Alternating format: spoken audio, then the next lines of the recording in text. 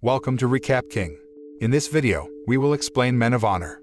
This movie tells the story of a young brash black naval petty officer in training, who is determined to become the very first African-American Navy diver.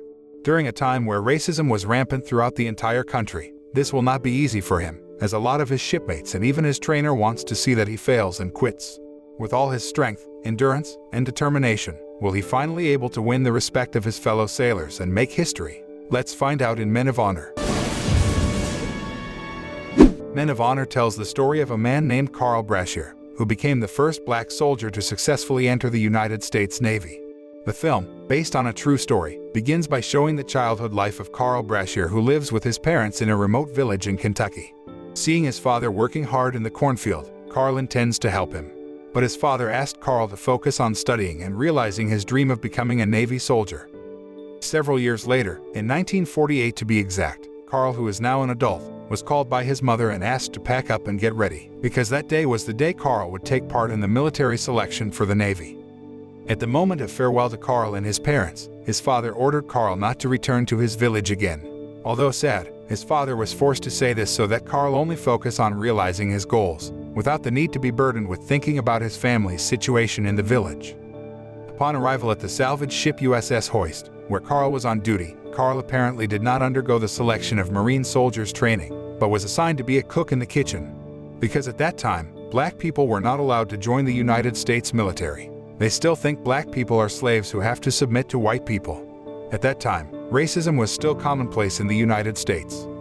That afternoon, Carl and his black friends saw white students in their class swimming. His friend points out that blacks and white swimming schedules are different. Hearing this, Carl also wondered why the time to swim should be distinguished, even though they are both human. Carl then took off his shoes and recklessly jumped into the water. Suddenly, the white people who were there then insulted him. Even the captain of the ship ordered his men to expel Carl to the sea. However, Carl quickly swam towards a buoy floating quite far from where the Marine students were swimming. Carl able to beat the swimmer sent by the captain of the ship, and made all eyes on him. However, Carl has violated the rules so that he must be thrown into a punishment cell. The captain of the ship then meets Carl, telling the young man that he will add Carl to the rescue swim team. Carl looks very happy because he is now part of the rescue team. That night, Carl wrote a letter to his parents, telling them the exciting news. One day, the ship captain ordered a skilled diver named Billy Sunday to save the pilot and co-pilot of a helicopter that crashed in the middle of the sea. After waiting for a long time, Billy, wearing a standard diving gear weighing almost 200 kilograms, finally got out of the water. Although Billy managed to evacuate the helicopter pilot above sea level, he couldn't save the pilot's life. When the second diver was lowered to save the co-pilot, suddenly the safety rope broke, causing the diver to fall into the water. Billy was desperate to jump into the water without wearing standard diving gear in order to save his colleague.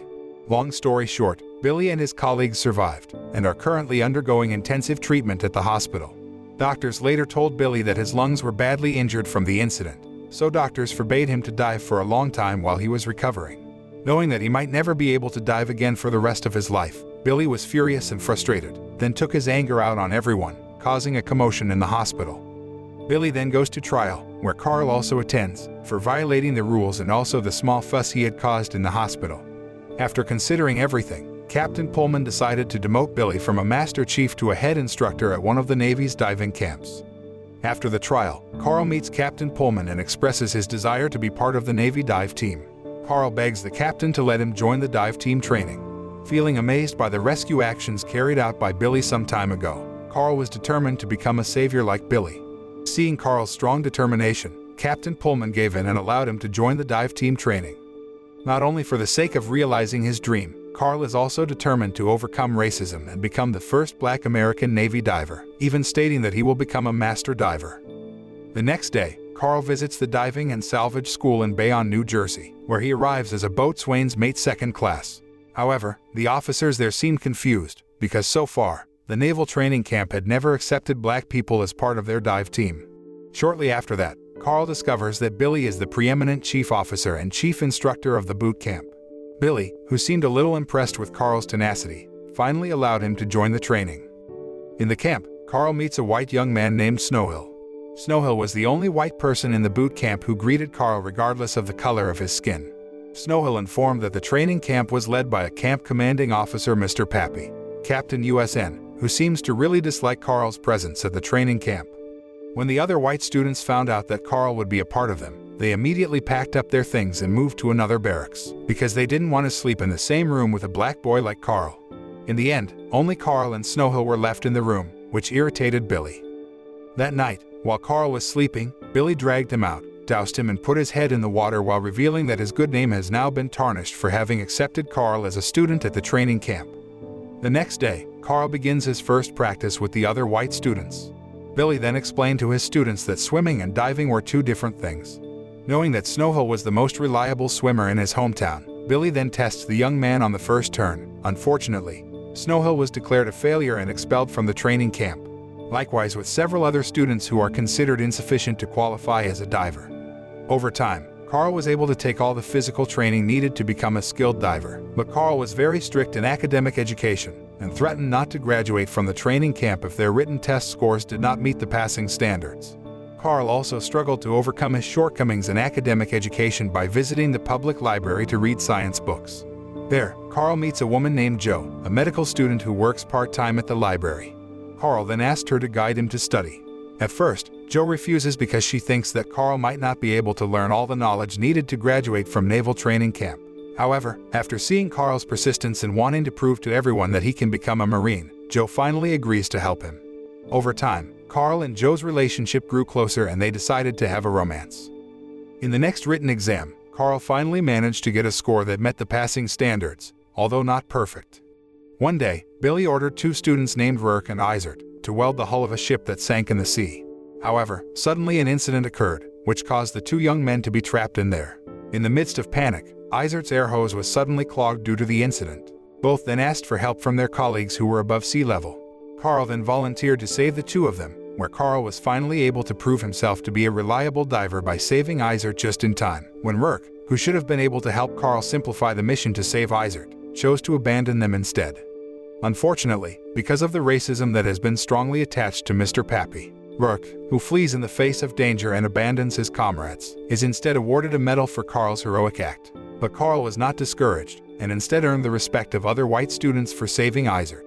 When Carl called his family, he received word that his father had died. At that time, Carl's father turned out to be very sick and asked his wife not to tell Carl about his health condition, because they wanted Carl to stay focused on his training in the Navy. Carl, who still can't accept the news of his father's death, cries in frustration and asks Jo to come meet him at the bar. Carl then meets Gwen, who turns out to be Billy's wife. When Carl entered the bar with Gwen, Billy seemed to misunderstood and immediately hurled racist insults at Carl. Usually, Carl was silent when someone insults him, but this time, Carl felt frustrated, so he replied to Billy's words by saying that Billy actually only envied him because he was greater. Not long after, Jo finally came to the bar and she looked confused by the commotion going on there. Billy then challenges Carl to breathe underwater, where Carl must forget his dream of becoming a Marine if he loses, and if Carl wins, Billy will allow Snowhill to train again. Carl apparently managed to come out victorious in the challenge. Carl then chases after Jo, who runs away when Carl competed with Billy. Jo reveals that she will soon be moving out of town because she has found a new job there. Hearing this, Carl also ventured to propose to Jo right away, and promised that he would go see Jo after graduating from his training. The following night, Mr. Pappy calls Billy into his room and asks Billy not to pass Carl because he doesn't want a black man to graduate from his training camp. Even though Billy didn't like Carl, he didn't like Mr. Pappy, who abused his position. Billy then goes to Carl and tells him about the orders from Mr. Pappy, who refused to pass Carl just because he is black. Carl and Billy then get into a heated argument, until Billy destroys Carl's favorite radio, which is a gift from his late beloved father. The next day, the final exam began. Carl came to the exam venue full of confidence. In this exam, each training student must assemble an underwater flange using a bag of tools. A few hours later, the other students successfully completed the exam and returned to the surface. But Carl is still having trouble finding some of the components. Night came, and Mr. Pappy then ordered Billy to leave Carl there until he ran out of breath. Billy immediately felt a dilemma, because he could not refuse orders from his superiors for fear that his career would be ruined. However, Billy also cannot let Carl continue to be in the water. Elsewhere, Jo looks worried about Carl, then decides to go see Carl at the training camp. Billy and the other students seemed worried about Carl's condition, who didn't come out of the water. On the other hand, Mr. Pappy kept urging Billy to let Carl stay underwater. Unexpectedly, Carl finishes the assembly and graduates from diving school, earning the quiet and suppressed admiration of Billy and his fellow divers.